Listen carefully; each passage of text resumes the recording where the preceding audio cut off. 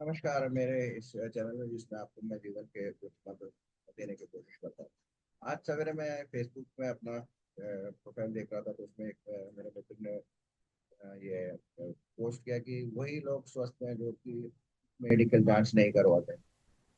मुझे बहुत गहन बात बहुत पते की लगी, और शायद सच भी है, क्योंकि होता यह है कि आप लोग या हम लोग, मैं भी उनमें शामिल हूँ, कोई जैसे किसी भी डायग्नोस्टिक कंपनी का या किसी भी हॉस्पिटल का उसका जो एग्जीक्यूटिव चेकअप होता है, या फिर सारे 84 या 108 तरह के ब्लड ग्रुप की जान डिस्काउंट रेट पे 1000 रुपये में, 800 रुपये में, या फिर कुछ पैकेजेस होते हैं उसमें, उसके चक्कर में हम फंस जाते हैं और हम अपनी जांच करवा लेते हैं। और उसमें कई ऐसे पैरामीटर होते हैं जिसमें जो कि मतलब ये बताते हैं कि हम कहीं ना कहीं अस्वस्थ हैं, यानी कि कहीं कोई आपके ब्लड की रिपोर्ट खराब हो जाएगी, कहीं पे शुगर अधिक आ जाएगी, कहीं पे क्रेटिनाइन अधिक आ जाएगा, कहीं पे यूरिक एसिड अधिक आ जाएगा, या कैल्शियम कम हो जाएगा, तो आदि आदि। तो ये सब आप, भले ही आप एकदम स्वस्थ जिंदगी जी रहे हैं, लेकिन आप जैसे ही ये डायग्नोस्टिक्स के रिजल्ट्स देखते हैं, सारी अपनी रिपोर्ट देखते हैं, तो आप अपने आप को कहीं अंदर ही अंदर मनोवैज्ञानिक रूप से अस्वस्थ महसूस महसूस करते हैं, और लगता है कि फिर मेरे तो दिन आ गए, या फिर मुझे कोई बड़ी बीमारी होने वाली है, वगैरह वगैरह। और ये सच भी है एक्चुअली। ये मेरा खुद का अनुभव है कि ऐसा होता है, क्योंकि मैं अपनी बात बताता हूँ कि मैंने करीब मैं अभी 67 ईयर्स का हूँ, और मैंने आज से करीब 40 साल पहले, यानी कि 30 साल पहले, 30 32 साल पहले पहली बार मुझको कुछ शरीर में जकड़न आदि की शिकायत हुई, तो मैं डॉक्टर के पास गया था। तो उसने मुझे मुझसे अपना कोलेस्ट्रॉल और कोलेस्ट्रॉल का एक लिपिड प्रोफाइल जो टेस्ट होता है वो करवाया, और उसमें मेरा जो रिस्क फैक्टर है वो 4.45 करीब कुछ आया। ये कितना खतरनाक होता है, क्या होता है, मुझे मालूम नहीं, लेकिन मुझे दवाइयाँ दी गई, और फिर मैं अपने आप को तब से बीमार महसूस करने लगा कि मेरे को हार्ट की कोई प्रॉब्लम हो जाएगी। मेरे फादर ने उस समय मुझको अपने शहर से, मेरे नेटिव प्लेस से, कुछ 2 किलो काजू भेजे थे, लेकिन कहा था कि तू मत खाना है, फिर ये दिक्कत की होगी। तो मैं भी कहीं ना कहीं अपने आप को स्वयं बीमार समझने लगा। लेकिन एक बार मैंने दवाई ली, मैंने भर का कोर्स दिया, वापस मेरा कोलेस्ट्रॉल लेवल बराबर आ गया, और मैं उसके बाद वो भूल गया। उसके बाद समय समय पर कई बार मैंने टेस्ट कराया, और मेरा कोलेस्ट्रॉल लेवल हमेशा हाई आता रहा था, लेकिन मैं उसको इग्नोर करता था, और किसी भी तरह की कोई चिंता नहीं करता था। नतीजे के तौर पे मैं स्वस्थ था, और मुझे आप 92 से लेकर अभी समझिए करीब करीब 32 33 साल हो चुके हैं, मुझे हार्ट की कोई प्रॉब्लम नहीं हुई। हल्का मामूली सा ब्लड प्रेशर रहता है, जिसकी मैं एक गोली खाता हूँ, वो भी इसलिए क्योंकि मैंने वो शुरू कर दी है।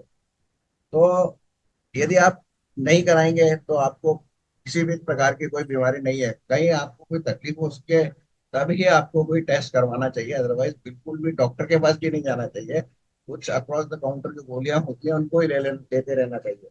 हालांकि डॉक्टर के पास ये आप जाएंगे तो आपको भला भला कहेंगे। मैं एक और किस्सा सुनाता हूँ आपको।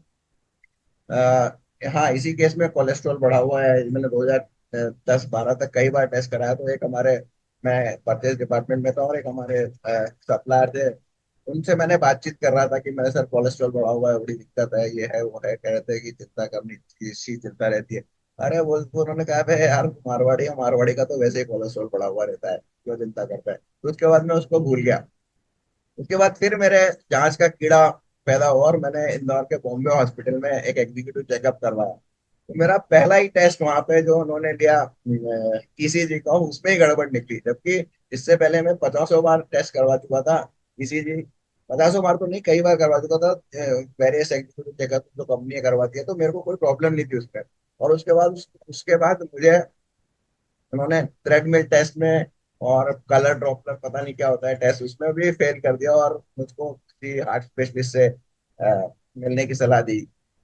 मैं हार्ट स्पेशलिस्ट ने मिला, उसने मेरे को अगले दिन ही भर्ती होने की सलाह दी। मैंने मना कर दिया, मैंने कहा मैं कुछ भर्ती भर्ती नहीं होने वाला हूँ, और चलता रहा ऐसे ही। और उसी साल ये टेस्ट मैंने करीब अप्रैल में कराए थे, और दिसंबर के महीने में मुझे कुछ ब्लड प्रेशर की शिकायत हुई, और मुझे कुछ सांस लेने में तकलीफ हुई, और नईजीनेस महसूस हुआ। तो मैंने एक और अपने मित्र के थ्रू इंदौर के अपोलो हॉस्पिटल में गया, और वहां पर मुझे कैजुअलिटी में के वार्ड में रखा गया थोड़ी देर। और जो ड्यूटी डॉक्टर था उसने मुझे सलाह दी कि आपको तो अब आईसीयू में भर्ती हो जाना चाहिए।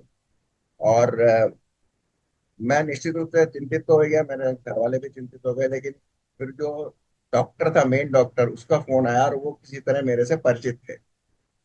तो उन्होंने उनसे जब मैंने बात की तो उन्होंने कहा कि कुछ नहीं है, तुम घर जाओ अभी तो, ये दो गोली जो उसने दिए ब्लड प्रेशर की ये ले लो और कल सुबह मिलना मुझसे। फिर उन्होंने मेरा चेकअप वगैरह किया और बोले तो कुछ अस्थमा की प्रॉब्लम लगती है, वो उन्होंने दवाई दी ये थी। और उसके बाद मैंने उनको दो तीन बार दिखाया।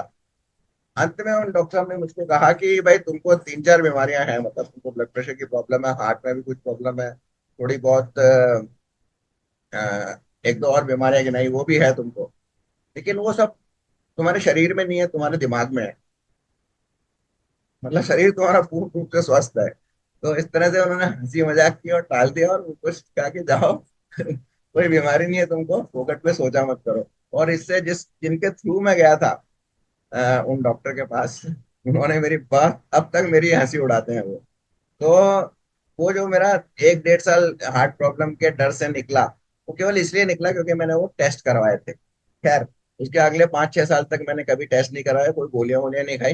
लेकिन फिर 2022 21 22 की तरफ से मैंने यस बैंक में अकाउंट खोला और उन्होंने उसके साथ में एक फ्री चेकअप का था प्रोविजन उनका, तो उसमें मैंने वो फ्री चेकअप कराया, तो उसमें मेरा क्रिएटिनिन लेवल बढ़ा हुआ है।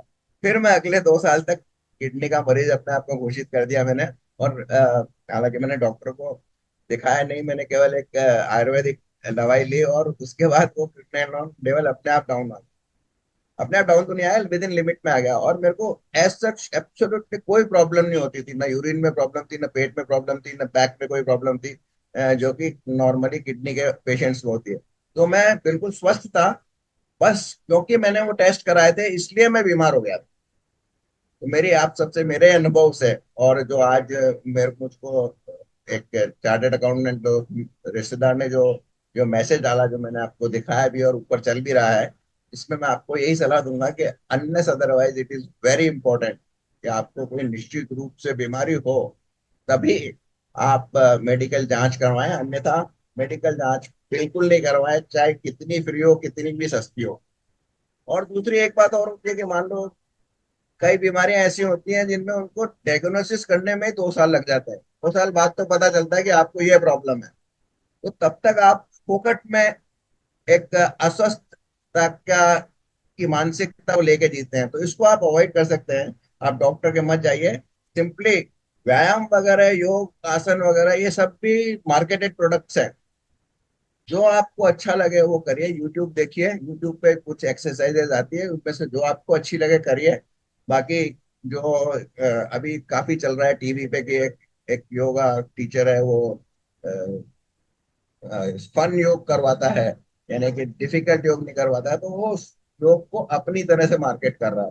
तो ये सारी चीजें मार्केटिंग पश्चिम के बाजारीकरण का रिजल्ट है, इसके चक्कर में आप मत फंसिए। बस दिमाग के अंदर ये एक ही सोच के रखिए कि मैं स्वस्थ हूँ, मुझे कोई बीमारी नहीं है। और जब तकलीफ हो तो जब उसका उसका ट्रीटमेंट कर ली जाएंगे, वो कहते हैं ना, will cross the bridge when it comes.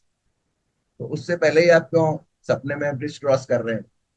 तो मेरे इस हक में इतना ही। अगर मेरे को आपको मेरा ये वीडियो का बातचीत अच्छी लगी हो तो इस लाइक कीजिए, और अगर बहुत अच्छा लगा हो तो इसको अपने दोस्तों के साथ शेयर कीजिए। बहुत बहुत धन्यवाद।